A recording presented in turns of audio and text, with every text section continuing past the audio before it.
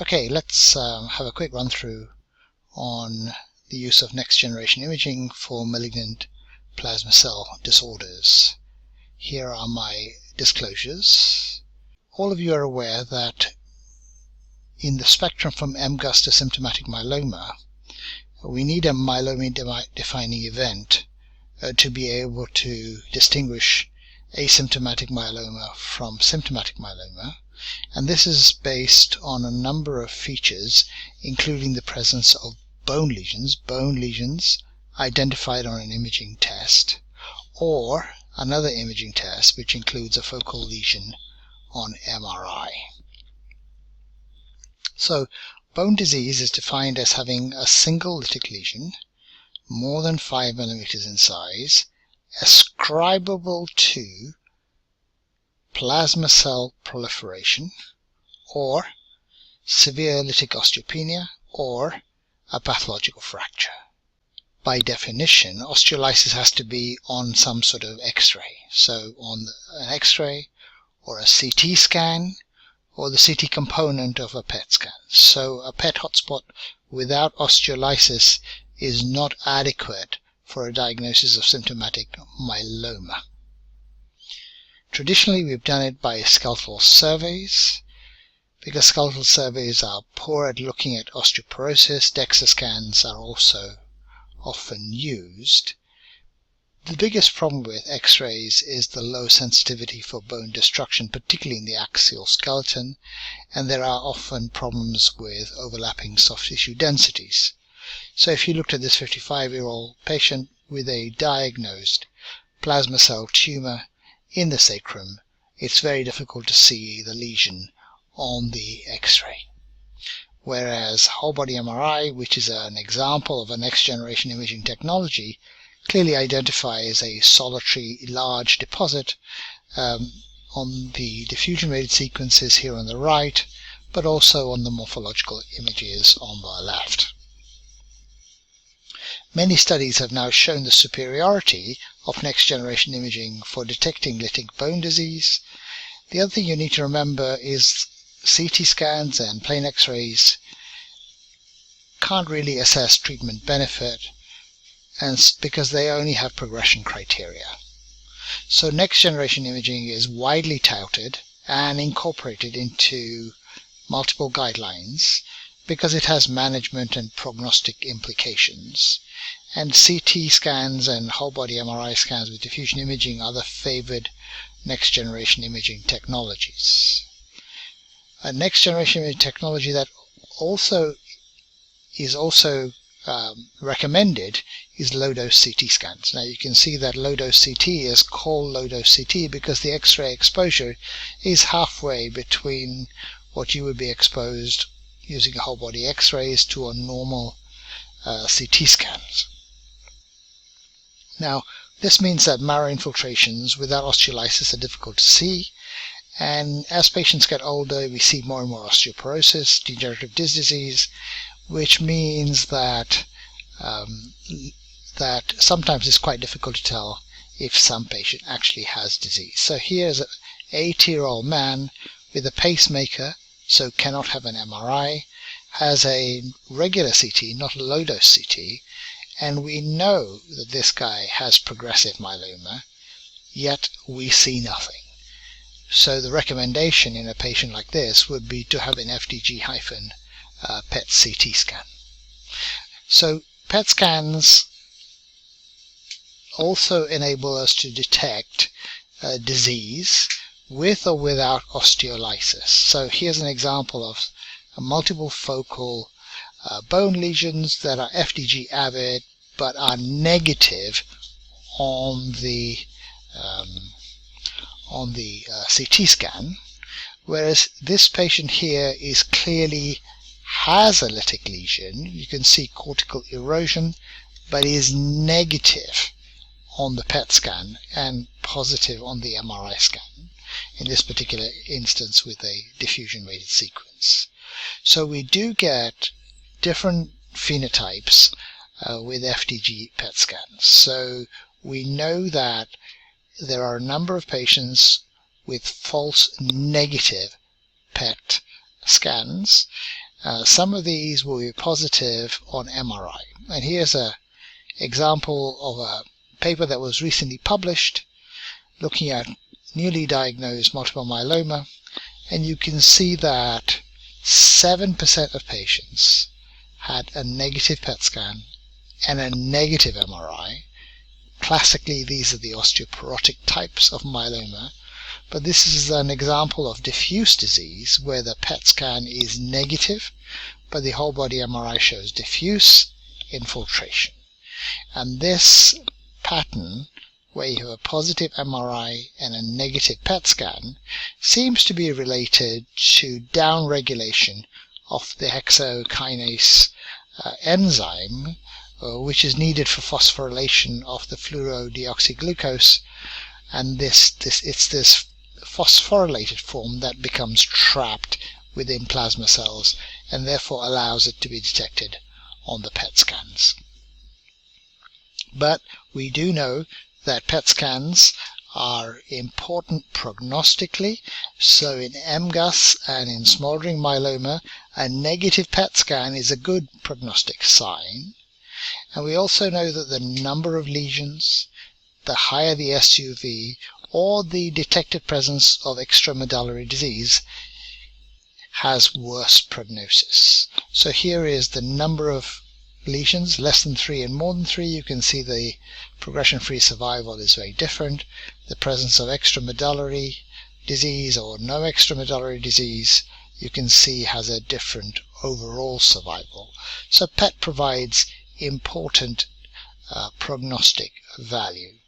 We also know that PET can have a therapy monitoring role because persistence or an increase in FDG uptake at induction therapy predicts for relapse.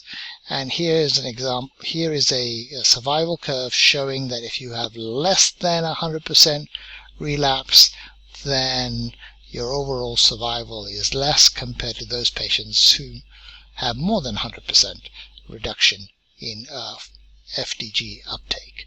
And you can use this phenomenon to titrate treatment. So here's a patient who receives DT-PACE, and we can see that the lesion stays positive. There's no osteolysis on the CT component. This predicts for treatment failure. Treatment was therefore changed, and after change you can see there's 100% reduction in the FDG avidity, so converting this patient from somebody who was likely to fail to somebody who is more likely to succeed. When we talk about MRI, we have to distinguish between morphological and the new functional imaging techniques. There are a number of patterns that are described in multiple myeloma on MRI, and we'll discuss these in a moment. But the headline figures that you should remember is that focal lesions or diffuse infiltration in either symptomatic or asymptomatic myeloma indicates poor prognosis, and the diffuse pattern is associated with high-risk cytogenetics. There are a number of patterns, as I said, that are recognized, from normal to focal lesions to a diffuse infiltrate to a mixed focal and diffuse infiltrate to this last pattern, which is called the variegated pattern or the salt and pepper pattern, or sometimes even called the micronodular pattern. Now we know that these histological patterns are associated with different features on bone marrow trophine. So the diffuse pattern is associated with a lower bone marrow fat content, higher plasma cell fraction, higher plasma cell infiltration, and lower synthetic function. So the diffuse pattern on the right here is generally considered a poor prognostic pattern both on imaging and on histology. Now, if you use morphological imaging alone, we know that we detect more lesions, particularly in the spine and pelvis and the central skeleton, but X-rays still seem to be better for skulls and for rib lesions. MRI certainly detects more disease than CT scans. So here's a patient with a diffuse infiltrate, very readily visible on the morphological imaging, also on the diffusion sequences. really quite difficult to see on the CT scans. Only this collapsed vertebral body gives you a clue that there is something happening in the background. Remember that not all lytic lesions on CT scans are MRI positive. And here's an example. So this is a patient with a classical osteoporotic pattern of multiple myeloma. The CT scan shows numerous lucencies. We can see cortical erosion, but the T1 and the T2 sequences and the diffusion imaging is negative. So this is that 7% of cases that I was telling you about earlier on.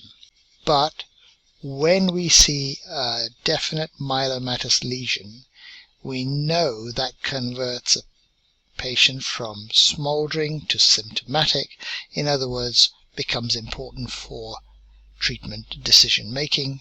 And of course, the degree of infiltration also provides a lot of prognostic information. So more than 7 lesions is highly prognostic, and in fact having more than 1 lesion is highly prognostic.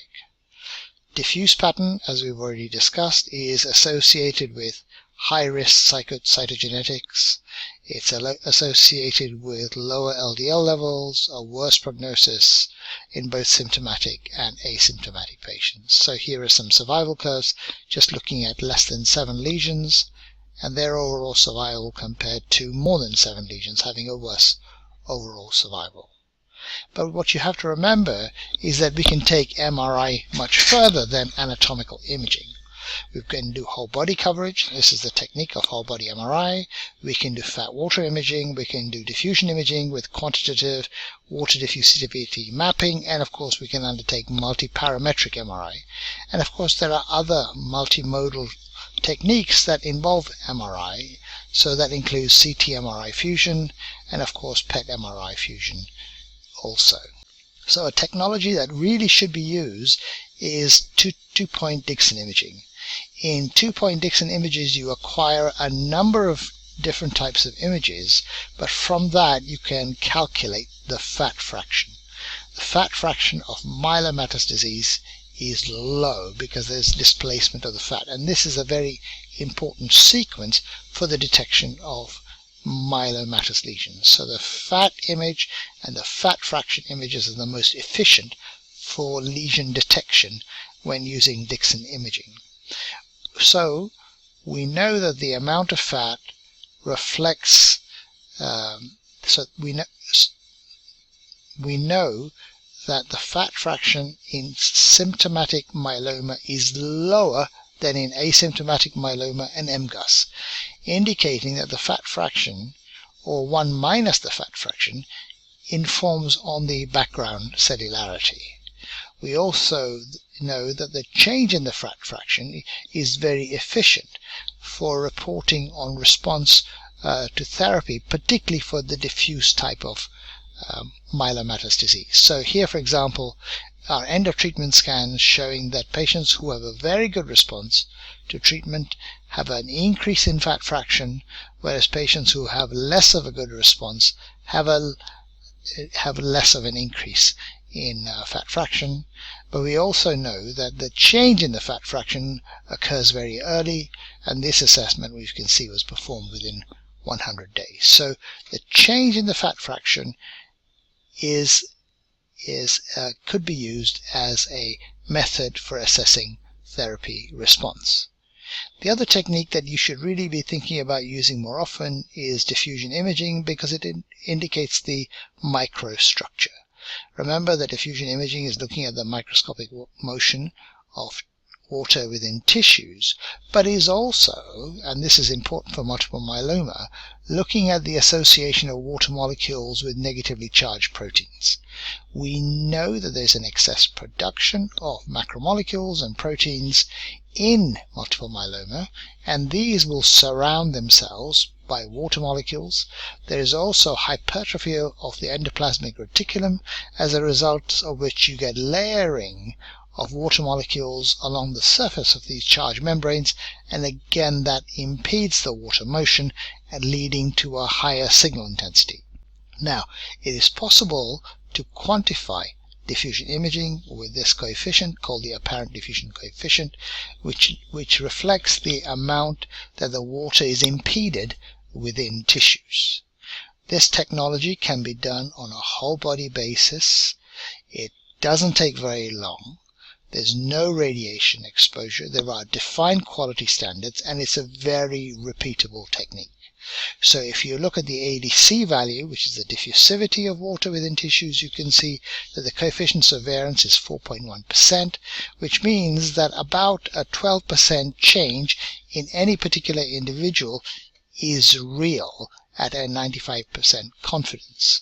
So we can detect 12% changes and know that is real on a patient-by-patient basis. The real question is, how much does this ADC need to change to be reflected in response? And we will discuss that shortly. One of the most important things for radiologists to realize is that there's a non-linear positive relationship between water diffusivity and bone marrow cellularity, and this is a paradoxical relationship. We would expect with increasing numbers of cells to see a decrease in diffusivity, but in fact what we see is an increase.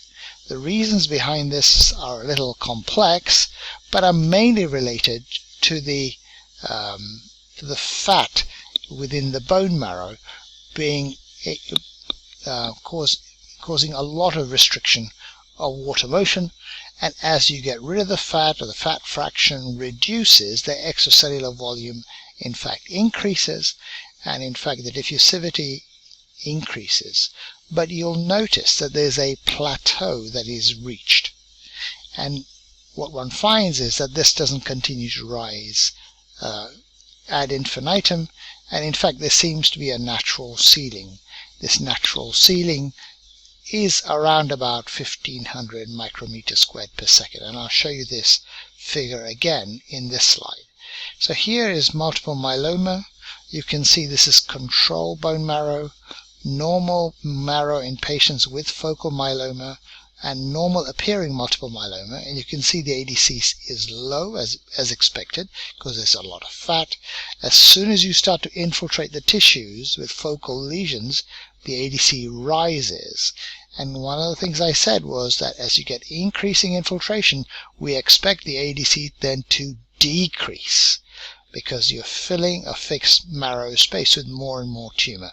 And here is this 1500 ceiling. So the advantage of diffusion imaging is that we can look at changes across time, and just by looking at areas of black in this particular instance, we can see how the phenotype changes. So you can see that this patient responds to treatment and then begins to relapse, and then starts to develop extramedullary disease both around the bones but also here in the retroperitoneum. The diffusivity of water can also be used to monitor response, because as you kill cells, we're expecting water diffusivity to increase, and it tends to increase above this 1500 level, which I was telling you about previously. So if you have very effective cell kill, you can get a big change in ADC. And here's a patient with multiple myeloma, and here are the ADC histograms for the two examinations, and you can see that the ADC increases, the total tumor volume decreases, and one can take this a little bit further by putting a threshold at that 1500 value. So if we say everything above 1500 is highly likely to be responding because this is cell kill, anything that's below the 95 centile of the pre-treatment is colored red or no response, and yellow is the region in between, then we can get images that look like this for the same patient.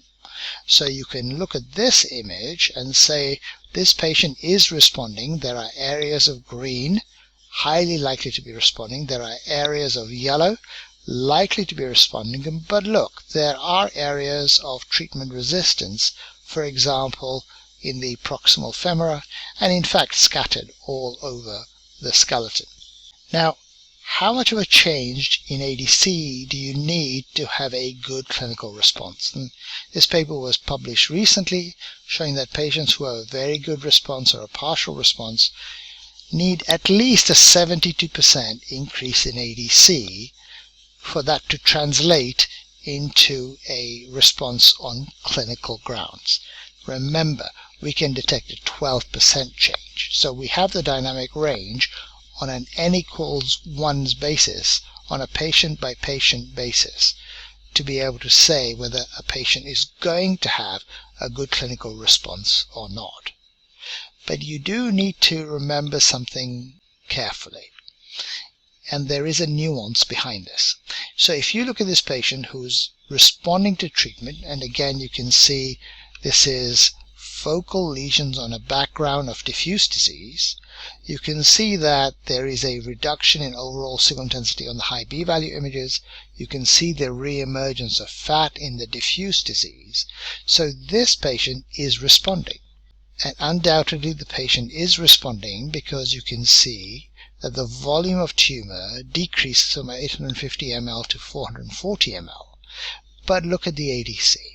The ADC does not change.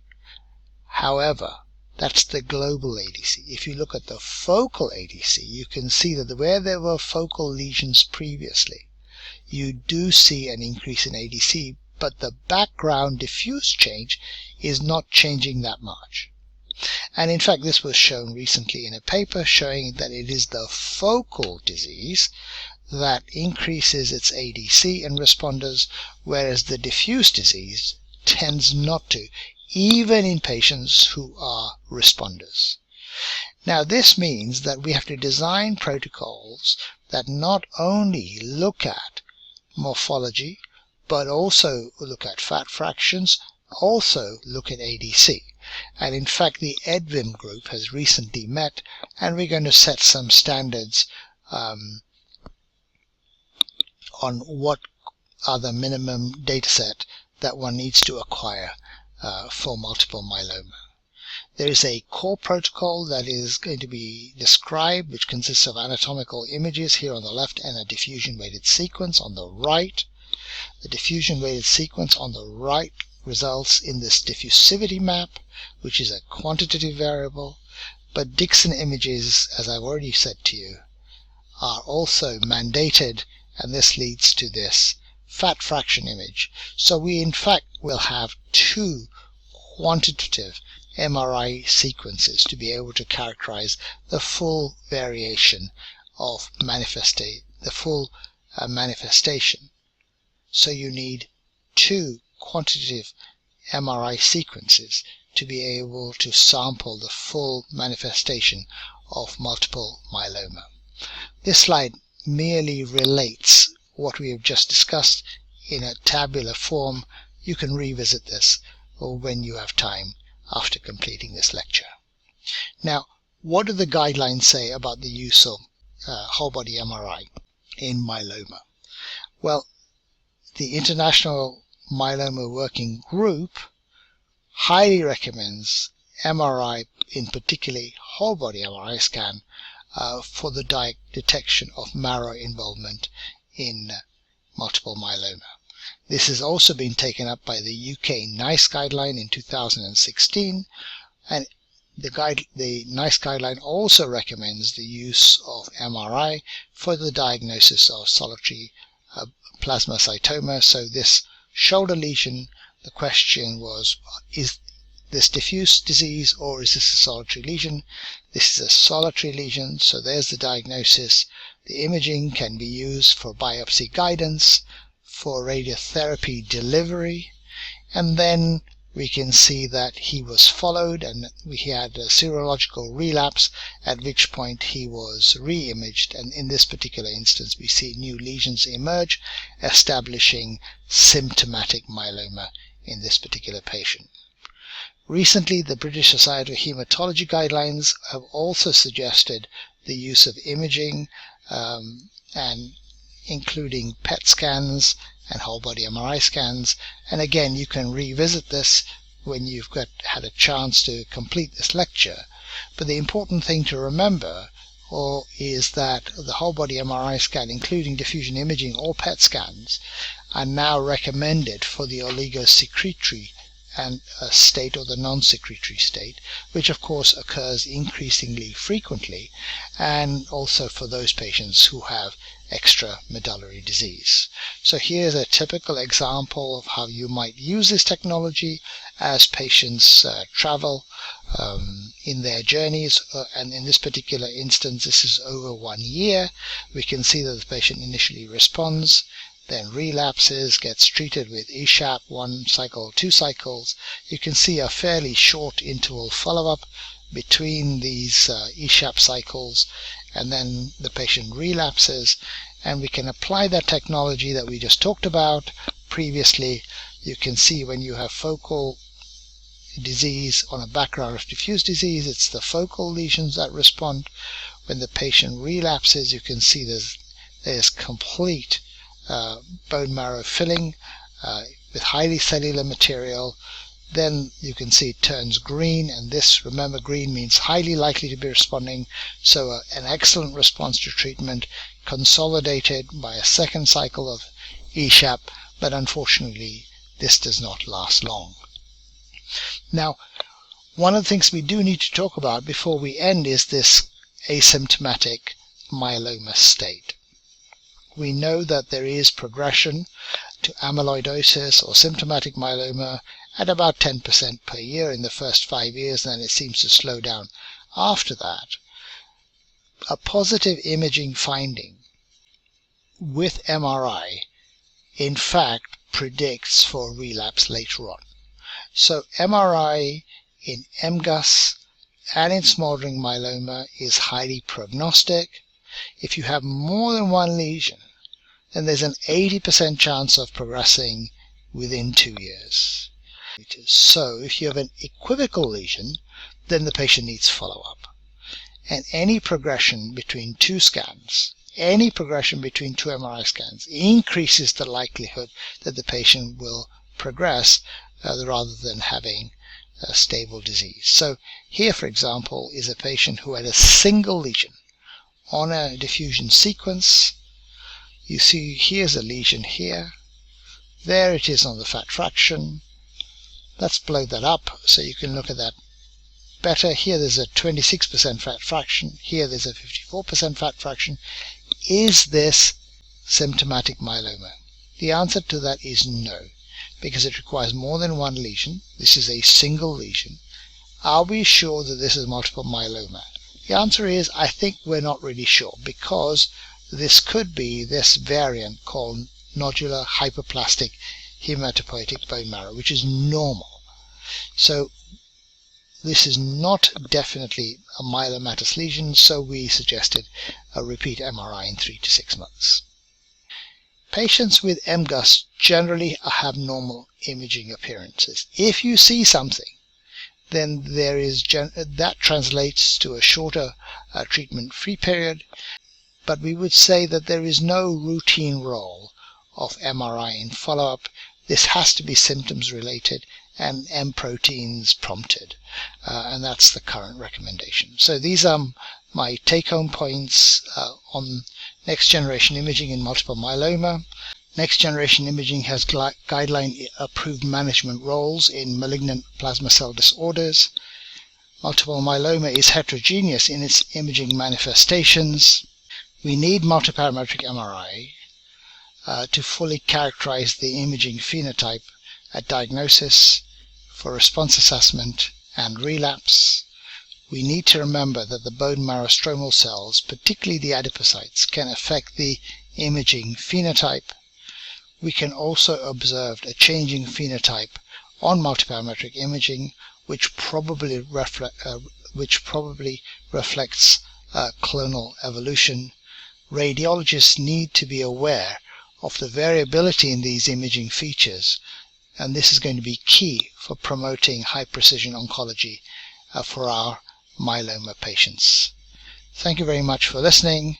If you want to hear it again, please visit my YouTube channel. Thank you very much.